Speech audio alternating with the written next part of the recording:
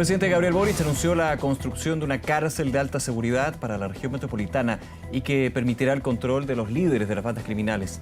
El recinto tendrá un costo aproximado a 90.000 millones de pesos y aumentará en 500 los cupos para las cárceles del país. Vamos a hablar de los anuncios por parte del gobierno en materia de seguridad. Para eso nos acompaña el diputado de Renovación Nacional, Andrés Longton, presidente de la Comisión de Seguridad de la Cámara Baja. Diputado, ¿qué tal? Muchas gracias por acompañarnos. Gracias a ti. Muy buenas tardes. Buenas tardes. Primero que todo, ¿cómo evalúa usted los anuncios del presidente Boric, especialmente el de la construcción de una cárcel de alta seguridad en la región metropolitana? A ver, primero yo haría una distinción. Nadie podría estar en desacuerdo con cosas de estos anuncios del presidente. Lo que yo haría la distinción es respecto a si estos anuncios son suficientes en el corto plazo para poder hacer frente a la mayor crisis en la historia de nuestro país en materia de delincuencia, sobre todo la cantidad de homicidios que se cometen en nuestro país. Yo creo que no. Yo creo que estas son medidas a mediano y largo plazo. Construir una cárcel me parece que era de toda lógica a estas alturas, teniendo un nivel de hacinamiento que sobrepasa el 150%, cárceles con más de un 200% de hacinamiento. Ahora, son suficientes. Que no se construyen desde 2012. Que se construye en el 2012, pasamos de 42.000 a más de 52.000 reos en pocos años. Por lo tanto, tenemos cárceles hacinadas que están siendo controladas, muchas de ellas por el crimen organizado, desde el punto de vista de que siguen muchas de ellas operando desde el interior. Por lo tanto, esto era algo de toda lógica y nosotros esperábamos que, a propósito de un proyecto que ya aprobamos en el Congreso hace algunos años, esto se tramitara de manera más acelerada y no esperar hasta estos momentos. Una cárcel de 500 personas de alta peligrosidad sigue siendo insuficiente. Imagínate cuándo se va a construir esa cárcel. Cuando lleguemos a esa cárcel, lo más probable que ya sea tarde. Pero ¿qué pasa antes? ¿Cómo evita el gobierno que a las personas las sigan asesinando en las calles? Ese es un tema que todavía el gobierno no logra encontrar una estrategia clara, pero han habido más efectiva anuncios y eficiente. Y eso le quería preguntar. Sí. Entre ayer y hoy han habido distintos anuncios. Obviamente el que más hemos conversado el día de hoy es el anuncio de esta cárcel de alta seguridad, pero desde el punto de vista de la coordinación de las instituciones para la prevención del delito, lo que tiene que ver también con una nueva fase del Grupo ECO, del Ministerio Público, reforzamiento también en términos de carabineros, ¿eso no lo deja conforme? Pero es que es más de lo mismo. Entonces uno se pregunta si quieren seguir con más de lo mismo, a pesar de que han tenido un incremento en el presupuesto con un plan de crimen organizado y plan Calle Sin Violencia, y resulta que a pesar de eso y de tener más de 55 leyes aprobadas en el Congreso Nacional, los homicidios siguen subiendo de manera escandalosa, cada vez con mayor crueldad, matando a menores de edad, cada vez con en mayor número. Entonces la verdad es que seguir con más de lo mismo pareciera ser que no es la estrategia adecuada, porque no ha resultado, porque pareciera ser una estrategia improvisada. Yo te quiero decir que parte del plan Calle Sin Violencia y plan del crimen contra el crimen organizado no se ha ejecutado gran parte de ese presupuesto. Y por otro lado estamos dando la señal de que se están dando más recursos, pero pareciera ser que esos recursos se están gastando mal o no se están gastando. Entonces acá hay un problema de gestión. ¿Qué pasa con respecto a la migración irregular, ilegal, donde el gobierno ha tenido una excesiva condescendencia, sobre todo en el pasado? ¿Qué pasa con nuestra frontera? El alcalde de Colchane dijo que entraban 300 personas al día. 300 personas que pueden ser los líderes del Tren de Aragua, la banda de los gallegos, crimen organizado, distintos delincuentes. Entonces, tú quieres meterlos presos, pero mientras tanto tienes un desborde en las fronteras que, si no tiene una sanción clara, si no hay un control mayor respecto al resguardo, ya sea un muro, ya sea una zanja más extensa, pero conjuntamente con ello sancionar al que ingresa ilegal a Chile. Porque yo te cuento quizás puede ser una novedad para algunos, pero ingresar ilegalmente a Chile no solamente no tiene sanción cuando ingresas no tiene sanción, sino que cuando lo haces por Bolivia no hay reconducción. Entonces, este es un pasadizo de delincuentes, nuestro país, en que el gobierno no le ha puesto el coto y no ha anunciado ninguna medida en esa línea. Nosotros nos gustaría ver algo en ese sentido. Nosotros tenemos un proyecto que sanciona penalmente el ingreso regular, algo con respecto a las Fuerzas Armadas, nuestras policías están sobrepasadas, los allanamientos tienen que hacerse con más intensidad, pero resguardada y acompañada por las fuerzas militares. Es el momento de tomar medidas excepcionales en un periodo medidas como el estado de violencia sitio, que no tiene presente en Chile. Medidas como el estado de sitio en la región metropolitana. A mí me agrada. A mí me agrada más una medida como el estado de excepción, porque creo que es más De acorde a emergencia, dice la usted. realidad, claro, perdón, de emergencia, porque el estado de sitio tiene que pasar por el Congreso cada 15 días, o sea, Pero tiene esta una emergencia dificultad también, pues. mayor. El estado de emergencia no, el estado de emergencia tiene cada 30 días, Sí, bueno, pero tiene que ser porque se ratificado. cambió la norma el año pasado. Claro, Igual tiene que se pasar cambió el año cada 30 pasado, días. pero claro, pero es más eficiente desde el punto de vista operativo el estado de emergencia, porque tiene el Ujú. mismo objetivo y las Fuerzas Armadas van a tener también la posibilidad de acompañar a las policías y es un estado de emergencia ya aprobado en la macrozona sur. Por lo tanto, me parece más acorde a la realidad que está viviendo el país, circunscrito a determinados lugares, pero también no dejar de lado a las regiones.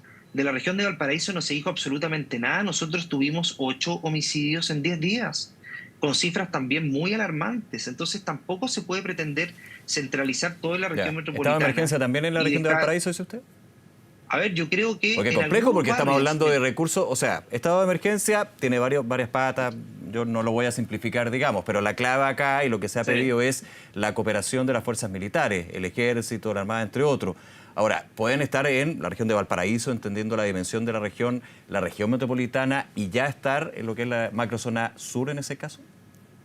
a ver, esto es lo que es una opinión personal, pero sin ninguna duda que parte de Renovación Nacional y la bancada está en esta línea. Ujú. Yo creo que las Fuerzas Armadas deben, en algunos barrios, obviamente atendiendo al contingente, tener mayor presencia y acompañamiento a las policías, sobre todo en labores de allanamiento, labores intrusivas, sobre todo en determinados barrios de excesiva peligrosidad, donde los delincuentes hoy día no te reciben con un cuchillo, te reciben con armas de guerra. Sí, claro.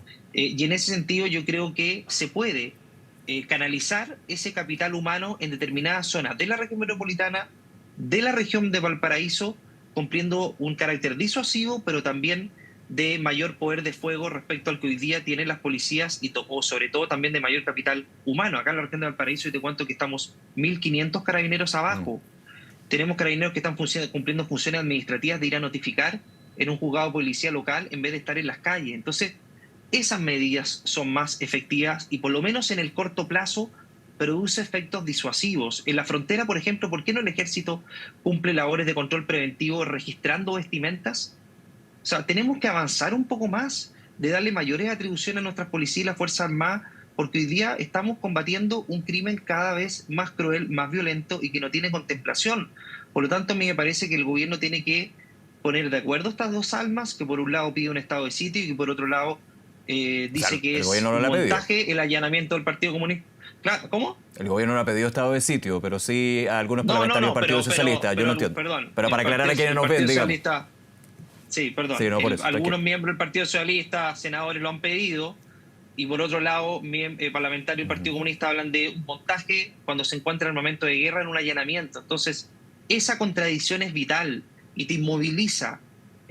No permite generar acciones y estrategias claras en materia de seguridad. Yo te quiero recordar que el plan de gobierno, el programa de gobierno, perdimos un año entero.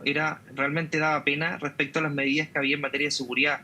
Es verdad que hubo un giro después del primer año, pero nosotros creemos sinceramente que ha sido absolutamente insuficiente en relación a los niveles de violencia que vive el país y los resultados están a la vista respecto a la cantidad de homicidios que nos toca ver a diario. Voy a otros dos anuncios hoy del presidente Boric que tienen que ver justamente con el Congreso Diputado Longton. Discusión inmediata para el proyecto de inteligencia económica y de la reforma al sistema de inteligencia que lleva desde 2018, si no me equivoco, en discusión en el Congreso. Sí. ¿Qué le parece? A mí me parece bien. Mira, todos los proyectos en materia de seguridad, nosotros los aplaudimos y los aprobamos. El sistema de inteligencia viene del gobierno anterior, que yo te quiero recordar de que no fue precisamente nuestro sector el que puso trabas para que ese proyecto avanzara, que precisamente daba mayores herramientas intrusivas para que las labores de inteligencia sean más eficientes, y hubo cierto sector de la izquierda que eso aparentemente no les gustaba. Y el de inteligencia financiera también. Nosotros hemos aprobado todos y cada uno de los proyectos en materia de seguridad, más de 56 proyectos en materia de Ujú. seguridad, pero lo que te ha demostrado es de que mientras podemos tener más de 50 proyectos de leyes aprobados en materia de seguridad, pero eso no ha disminuido la violencia ni la delincuencia, porque acá hay un problema de gestión.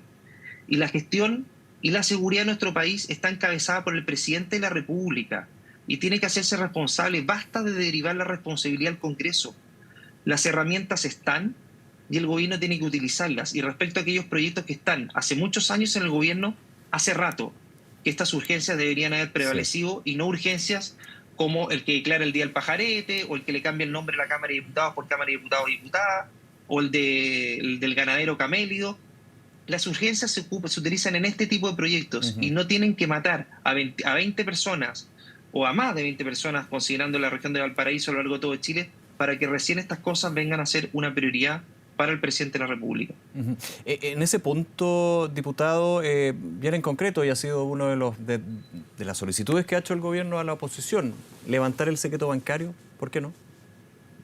Sí, claro, nosotros no hemos visto el proyecto de inteligencia financiera, pero a nosotros nos parece, por lo menos lo hemos conversado en la bancada, que una gobernanza autónoma del poder político que tenga, que sea de alta dirección pública, que no dependa del presidente de turno, es decir, que no dependa de abrir las cuentas de quien lo nomina, es decir, que no tenga carácter político la nominación. Y creo que la unidad de análisis financiero claramente cumple con aquellos aspectos, por lo tanto nosotros no tenemos problema en avanzar, pero aquellos mismos que dicen avanzar en abrir el secreto bancario, esperaría que también aprobaran medidas más intrusivas cuando se trata del crimen organizado y el narcotráfico también, respecto a interferencia de medios de computadores, de teléfono, etcétera.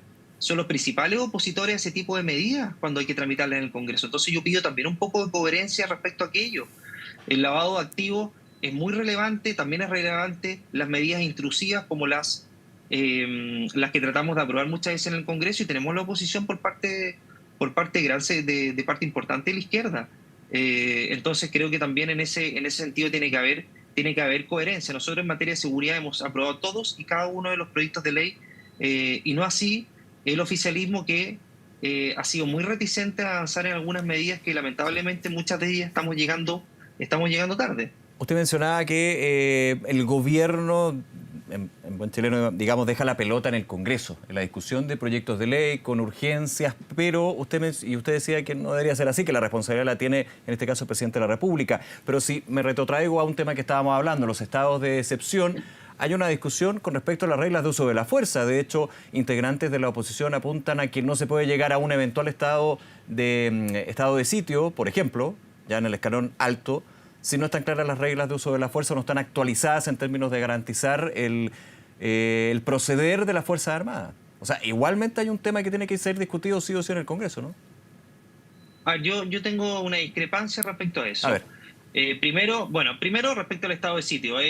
Es como se llama, una contradicción en sí misma, porque los que piden estado de sitio después no les gustan los tribunales militares para los militares, siendo que el estado de sitio es un estado de excepción donde aplican los tribunales militares. Y creo que esa contradicción es evidente, ¿no? Quienes se oponían a eso. Pero por otro lado, yo por lo menos considero que con la ley Naín Retamal hay garantías suficientes en atención a reglas de uso de la fuerza que hoy día son cada vez más complejas desde el punto de vista de la reglamentación y de la enumeración de reglas que en definitiva, como está quedando, son muy difíciles de cumplir y que van a quedar sujetos a la interpretación de un juez, y que en definitiva esa interpretación puede ser muy dañina para las Fuerzas Armadas y policías. Mientras mayor detalle tengan aquellas, más difícil va a ser el cumplimiento de estas, porque hay que atender a la situación específica en el momento concreto. Por lo tanto, a mí me parece que como está la regla de uso de la fuerza hoy día, sin perjuicio que salieron mejor de la Cámara de Diputados de cómo las había presentado el gobierno, que recuerdo que tenía incluso un uso diferenciado de la fuerza para personas migrantes, o sea, migrantes ilegales incluso podían tener un uso favorecido respecto al uso de la fuerza, y otros grupos más. Entonces, claramente habían elementos que iban a dificultar el uso de la fuerza por parte de las policías y las Fuerzas Armadas, y hoy día me parece que mayores garantías que ese proyecto está ofreciendo sin ninguna duda la ley Naín Retamal. Diputado, entiendo que el lunes usted va a La Moneda como presidente de la Comisión de Seguridad de la Cámara Baja, con su par, también el senador Flores, presidente de la Comisión de Seguridad del Senado. ¿Qué espera de esa cita, ya sea con la ministra del Interior o con el presidente Gabriel Boric, con todo esto que hemos hablado? Yo espero que sincerar las posiciones. Esto mismo que te estoy comentando, poder conversarlo ahí y señalarle de que efectivamente hay medidas que son urgentes para la ciudadanía y que hay que renunciar a aquellos aspectos ideológicos que terminan trabando la toma de decisiones por parte del gobierno. El tema de los militares, el tema del resguardo de las fronteras. El gobierno tiene que comprender de que el país está viviendo una situación sin precedentes en la historia de Chile y que para eso tiene que tomar medidas que son en el corto plazo. Sin ninguna duda nosotros vamos a apoyarlas del mediano y largo plazo, pero nosotros creemos que hay ciertas medidas que son muy, muy urgentes de tomar y nosotros vamos a sincerar la posición porque creemos también que tienen que haber cambios. Los equipos cuando andan mal se generan cambios en el equipo y lamentablemente eso no lo hemos visto. Cambio del Ministerio del Interior, dice usted, ¿no? Mira, la ministra del Interior, Carolina Toá, para ser bien franco. No, mira, yo voy a ser bien franco. Yo creo que el director de Migraciones tiene que irse de su cargo. El director de Migraciones, quien era el principal opositor de las expulsiones, ha tenido un desempeño que es muy, muy deficiente y está absolutamente descontrolado el tema de la frontera y por lo tanto yo creo que una persona con ese nivel de sesgo tiene que abandonar su cargo. La Subsecretaría de Prevención del Delito también, si esto se trata de prevención del delito. O sea, eso está fallando por todos lados. Pero usted dice el subsecretario Vergara por los resultados o por cómo ha llevado la estrategia de prevención. Por los resultados, el subsecretario de Prevención del Delito también tiene mucho que decir. Estamos hablando de una cantidad de homicidios que no tiene precedente en la historia de Chile. Es decir, la prevención está fallando. Otro tema es la persecución penal, que depende del Ministerio Público, de las policías, que hacen lo que pueden con lo que tienen. Pero la prevención del delito depende de la Subsecretaría de Prevención del Delito. Y acá claramente hay poca prevención, mala prevención y los planes no han dado el ancho. Han sido un absoluto fracaso en atención a los resultados que estos están dando, a pesar de tener mayor cantidad de recursos. Por lo tanto, me parece que el presidente de la República tiene que partir por ahí para dar una señal clara a la ciudadanía de que hay un cambio de timón. Diputado Andrés Longton, nuevamente gracias por acompañarnos aquí en Noticias 24, diputado. Que esté muy bien. Muchas gracias a ti. Muy buenas tardes. Igualmente, gracias.